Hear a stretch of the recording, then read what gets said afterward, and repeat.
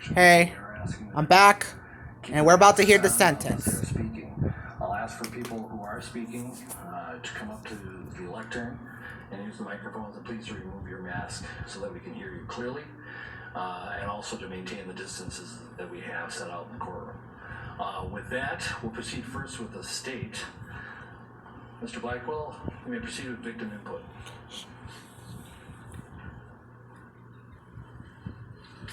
Your Honor, we have 4 victim impact statements. We will start with the 7-year-old daughter of George Floyd, Gianna Floyd, who will present hers by video. Okay, let's hear about Gianna.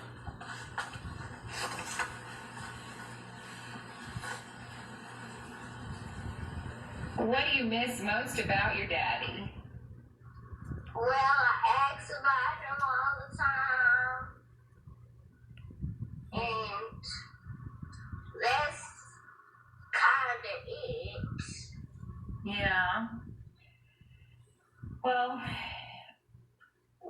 when you ask about him, what are you asking about? Well, I was asking how did my dad get hurt? Do you wish that he was still here with us? Yeah, but he is. Through his spirit? Yes. Yes. And when God is you with see him, your Gianna. daddy again one day, what do you want to do when you see him? I want to play with him. What kind of games do you want to play with him? I want to play with him, have fun, go on a plane ride, Aww. and that's it. Yeah. Would you? We used to have dinner meals every single night before we went to bed. My daddy always used to help me brush my teeth. Oh. Do you miss him helping brush your teeth? Yes. How do you hope that the world remembers him? Well, they helped him because those mean people did something to him. Yeah.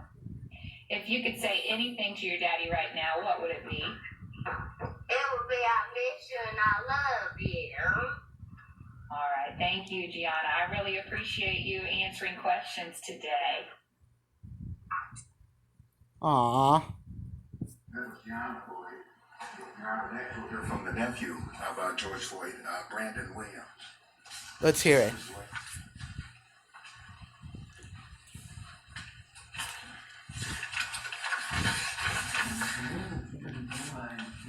Here she is. Brandon Williams, BRANDON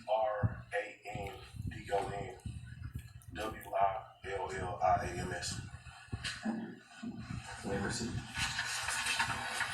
On Monday, May 25th, 2020, George Perry Floyd Jr. was murdered by Derek Chauvin in a malicious and insidious display of hate and abuse of power.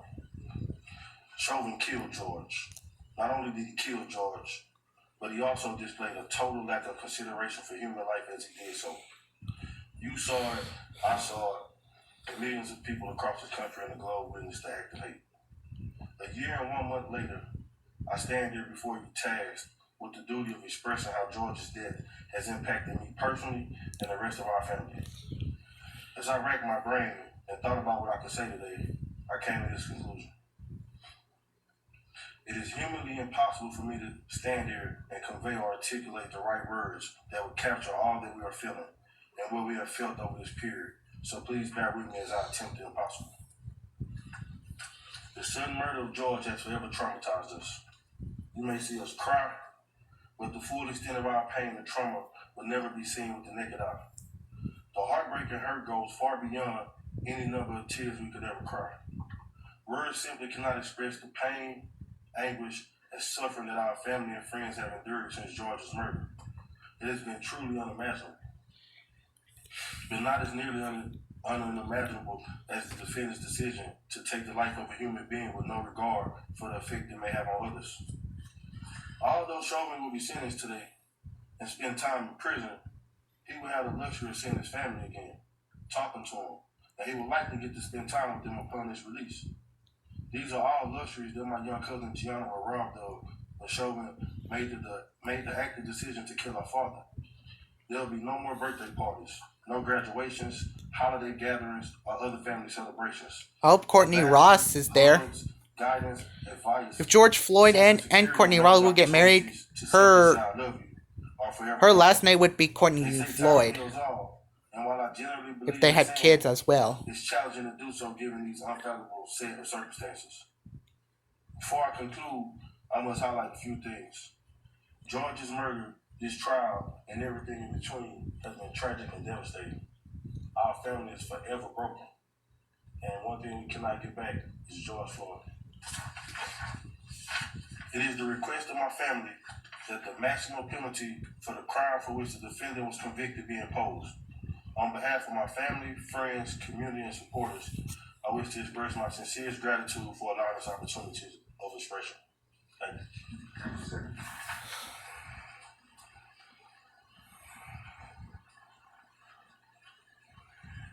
Your Honor, just for the record, this wonderful lady standing here is a Hennepin County victim advocate. And Don Rowe is well known to the court.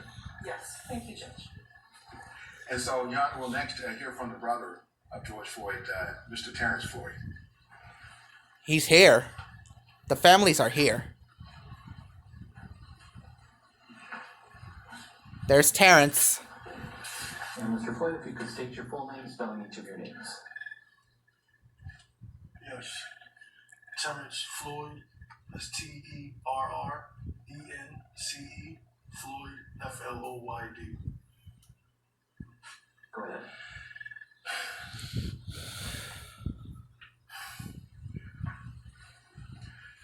I'm here representing my brother. I'm from New York.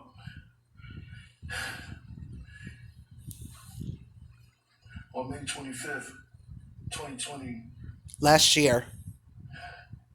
my brother was murdered. Everyone knows, by Derek Chauvin. The facts of this case were proven beyond a reasonable doubt, and 3 guilty verdicts would have been rendered.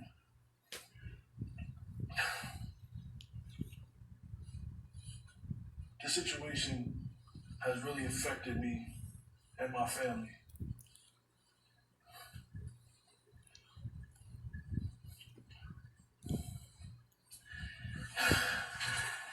Any family member that has went through this, we are part of a fraternity of families, and it's not one of those, fraternities that you enjoy.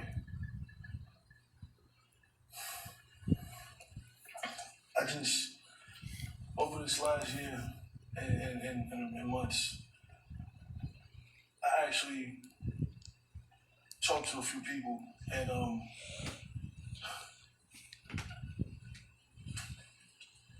I wanted to know from the man himself why. What were you thinking? What was going through your head Yeah. when you had your knee on my brother's neck? Yeah, what did you think, Chauvin? Why when you knew that he posed no threat anymore, he was handcuffed, why you didn't at least get up? Why you stayed there?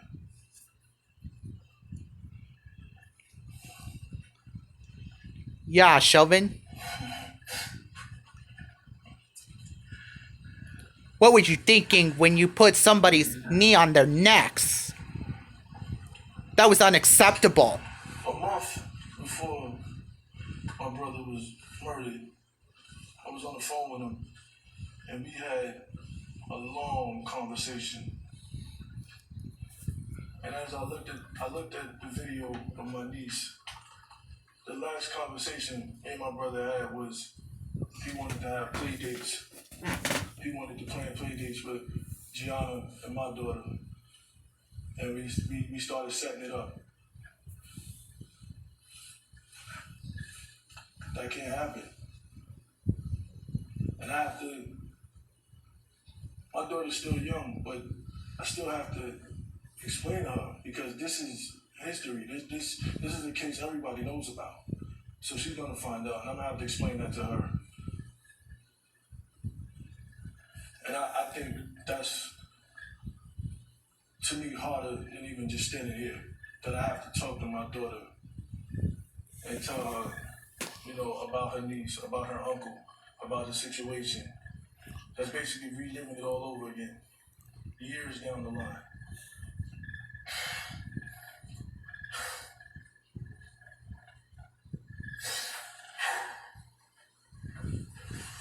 I'm here on behalf of my family, sorry. And you've been regretted what you did, Chauvin. He has a daughter. A maximum penalty. We don't want to see no more slaps on the wrist. We've been through that already. In my community, in my culture, we've been through that already. Smacked on the wrist. No. Because if it was us, if the roles was reversed, there wouldn't be no case. It would have been open and shut. We'd have been under the jail for murdering somebody.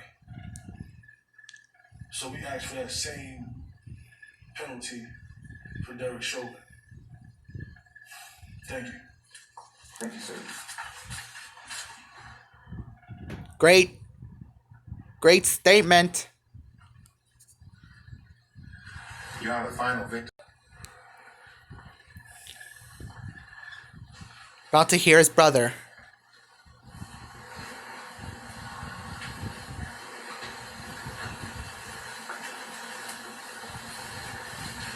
The final Sir, if you could family. begin by giving us your full name and spell each of your names, and I have permitted you to use your phone because you have notes on it. Is that correct? Yes, sir. All right. And you may proceed when you're ready. Giving us your full name first. Floyd. Phalonis. Spelled Philonise. Last name Floyd, Floyd. And you may proceed.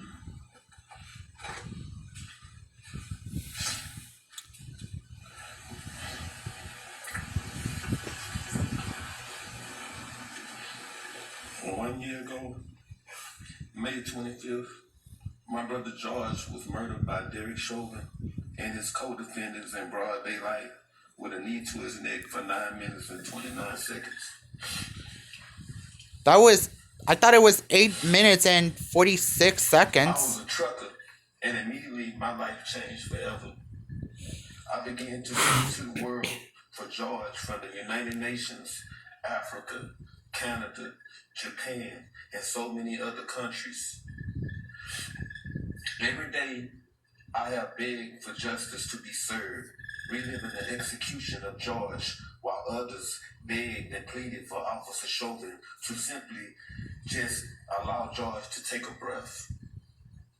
I haven't had a real night's sleep because of the nightmares I constantly have hearing my brother beg and plead for his life over and over again. And you see what you did, Chauvin. You gave him nightmares. Please, officer. Screaming for our mom. I have had to sit through each day of Before he Derek begs Chauvin's with his trial mama. and watch the video of George dying for hours over and over again. For an entire year, I had to relive George being tortured to death every hour of the day, only taking naps and not knowing what a good night's sleep is anymore. I've been lifting my voice tirelessly every day so that George's death will not be in vain. Honorable Judge Peter Cahill, I thank you for allowing me to share this today. George's life mattered. So my family and I, most of all, my niece, Gianna.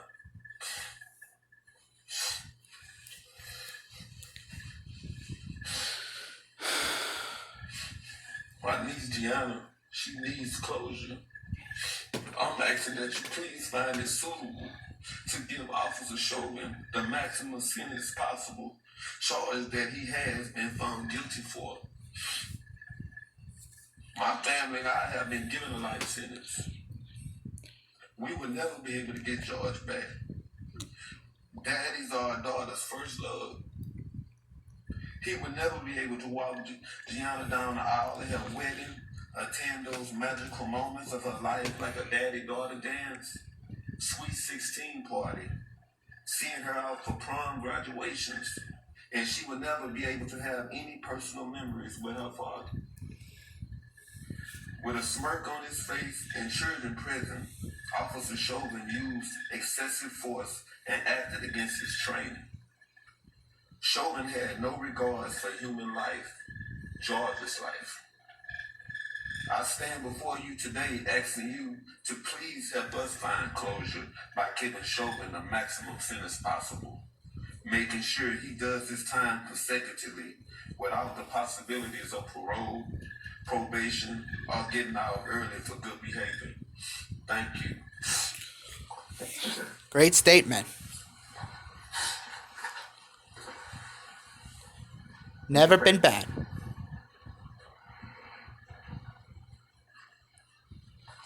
And you caused violence in the city, Chauvin. Thank you, Your Honor. You should be ashamed what you did. Here today